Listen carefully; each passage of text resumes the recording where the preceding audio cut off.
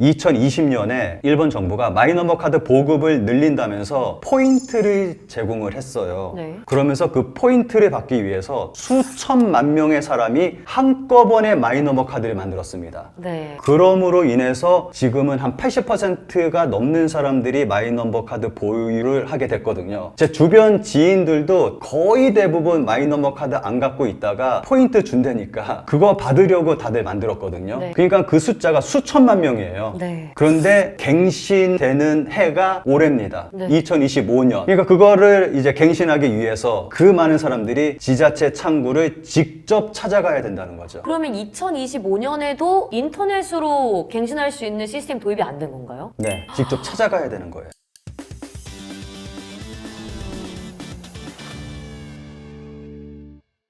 따끈따끈한 세상 소식을 전해드리는 여기는 세상 보고서입니다. 저는 아나운서 이하영이고요. 오늘은 일본 소식 전해드릴 신 작가님 모셨습니다. 어서 오세요. 네, 안녕하세요. 네, 작가님 오늘은 또 어떤 일본 소식을 전해주실 건가요? 오늘은 마이넘버 카드에 대해서 그리고 일본이 왜 IT화가 되지 않는지까지 연결이 될 수 있는 그러한 이야기를 좀 해보도록 하겠습니다. 좋습니다. 마이넘버 카드. 저도 이거 기사를 통해서 한번 접한 적이 있는데 네. 한국의 주민등록증이랑 비슷한 제도라고 보면 되나요? 예, 벤치마킹을 한 거죠. 사람마다 번호를 매기는 거잖아요. 주민등록증이. 일본도 이제 마이넘버 카드 사람마다 번호를 매겨서 카드를 발급하는 시스템을 만들었습니다. 그 전까지만 하더라도 일본에서 신분증이라고 한다면은 뭐 면허증, 여권 뭐 이 정도였는데 이제는 마이넘버 카드가 대표적인 역할을 하게 된 거죠.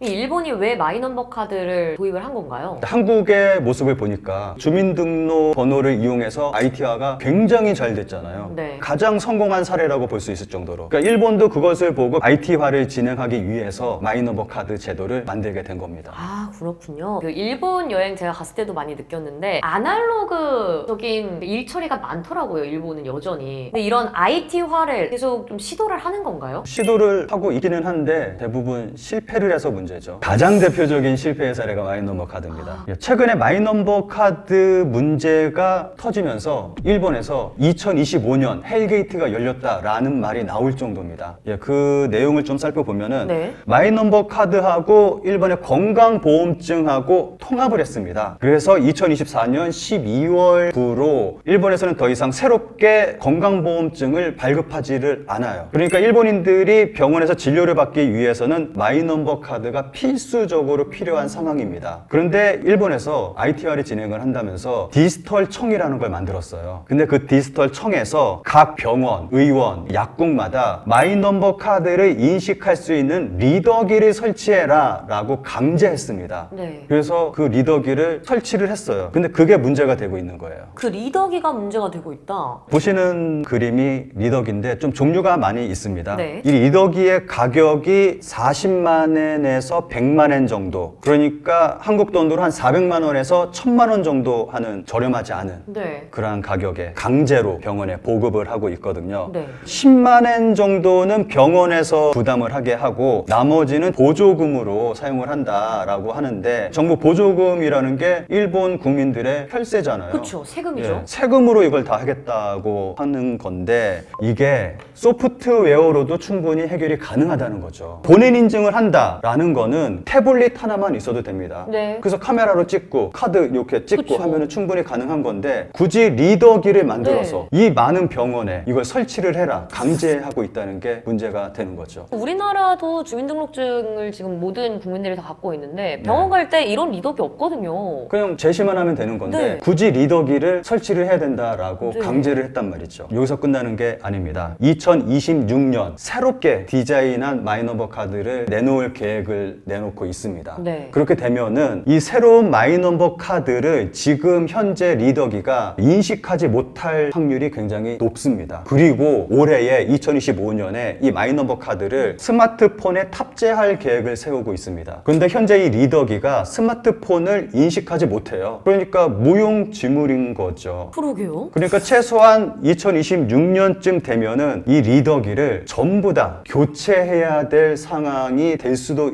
있습니다. 그러면 지금 있는 그 리더기를 구매한 의료기관들은 다시 다 교체를 해야 되는 거잖아요. 네, 그럴 가능성이 매우 높죠. 게다가 여기서 끝나는 게 아니라 이 병원, 의원, 약국들이 사용료를 내야 돼요. 매달 10,000엔에서 20,000엔, 한 10만 원에서 20만 원 정도를 사용료로 그 리더기 회사에 지불을 네. 해야 됩니다. 쪽쪽 빨아먹는 거죠. 그러니까 뭔가 냄새가 나죠. 네, 냄새가 많이 나는데요. 어떤 이해관계가 얽혀 있길래.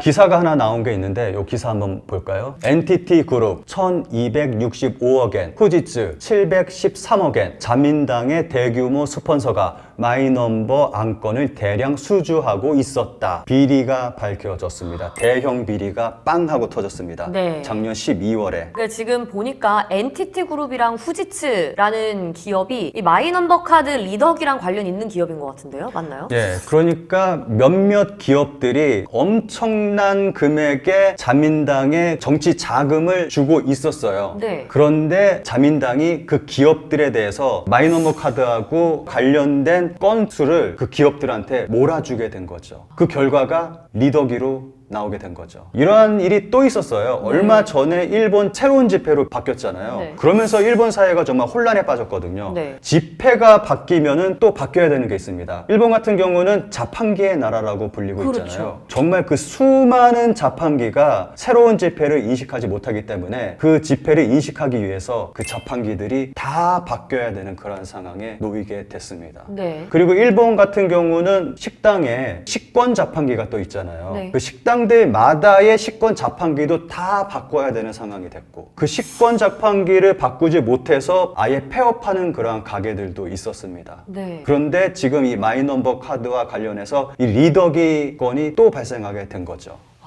이런 비리가 계속해서 일본에서는 터지고 있는 거네요. 그리고 그 중심에 지금 마이넘버 카드가 있던 거고 네. 이걸 국민들이 안 이상 반발하는 여론이 굉장히 많을 것 같은데요? 기사는 좀 나오고 있습니다. 네. 근데 반발하는 여론은 댓글로만 좀 나오고 있고, 일본에서는 시위 같은 게 없어요. 시위를 하지 않습니다, 일본인들은. 네. 지금 옆 나라인 대한민국에서 봐도 굉장히 화가 나는데. 지금 우리나라에서 굉장히 커다란 정치적 이슈가 터졌잖아요. 네. 정말 많은 사람들이 거리로 나와서 목소리를 내고 있잖아요. 일본인들이 보면 깜짝 놀랍니다. 일본에서는 절대 있을 수 없는 일이니까.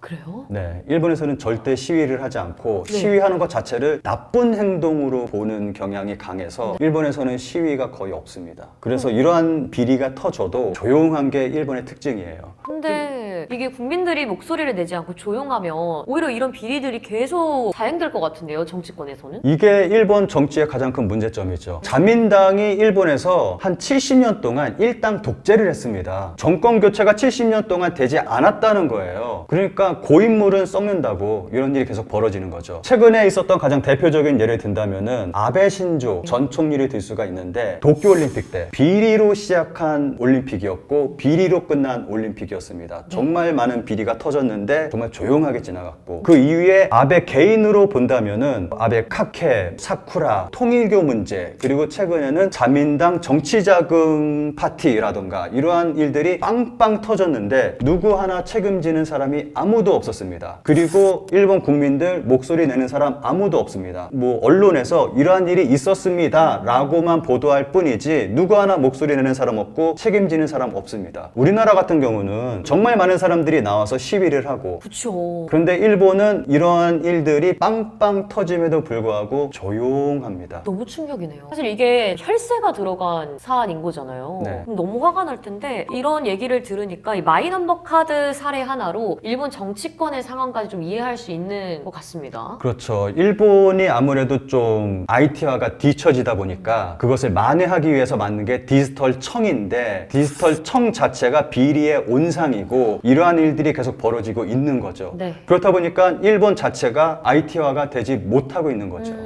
그러면 이 마이넘버 카드 리더기 사업 규모도 굉장히 클 것 같거든요. 마이넘버 카드라 하면 우리나라 주민등록증을 생각하면 되는데 거의 대부분의 일본인들이 지금 갖고 있는 거잖아요. 네, 데이터를 보면은 일본 전국의 병원, 일반 진료소, 치과까지 합하면 약 18만 시설이 되고 조제 약국은 약 6만 시설입니다. 총 약 24만 시설의 카드 리더기가 필요한 것입니다. 어마어마한 거죠. 근데 아까 한 대에 한 400만 원에서 1,000만 원 정도라고 얘기를 해주셨으니까. 네, 그러니까 몇몇 기업이 그 돈을 다 싹쓸이를 하는 거죠.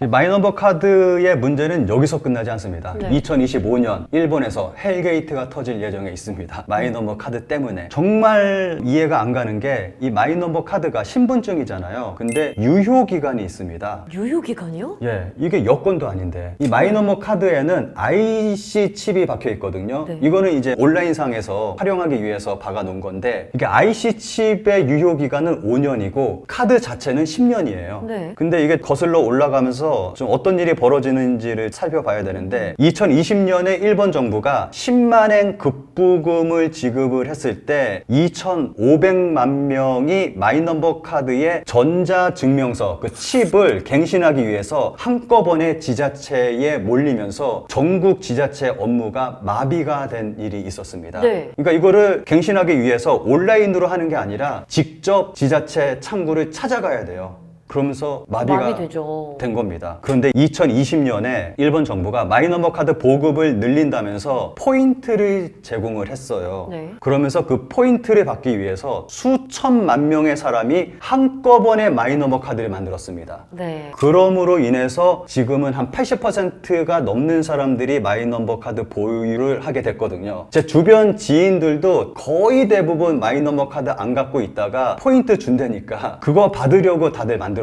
네. 그러니까 그 숫자가 수천만 명이에요. 네. 그런데 갱신되는 해가 올해입니다. 네. 2025년. 그러니까 그거를 이제 갱신하기 위해서 그 많은 사람들이 지자체 창구를 직접 찾아가야 된다는 거죠. 그러면 2025년에도 인터넷으로 갱신할 수 있는 시스템 도입이 안 된 건가요? 네, 직접 찾아가야 되는 거예요. 제가 이와 관련된 기사를 좀 준비를 했는데 전국 보험의단 연합회 작성의 표는 마이너버 카드의 전자증명서 갱신 시점에서 카드를 가지고 있는 사람 전원이 지자체 창구에서 갱신했을 경우 지자체가 대응하지 않으면 안 되게 되는 갱신 필요 건수 2025년도에는 무려 2023년도에 약 12배의 사람이 지자체 창구에 갱신 수속을 위해서 올 가능성이 있다. 이는 지자체에 있어서 그야말로 악몽일 것이다 라고 설명하고 있습니다. 일단 글로만 봐도 조금 무섭고 이런 일이 실제로 일어나는 거잖아요. 일어나겠죠 이제 올해. 그러면 좀 대책을 세워야 되지 않나요? 그런 대응책에 대한 내용은 제가 아직 보지를 못했습니다. 와,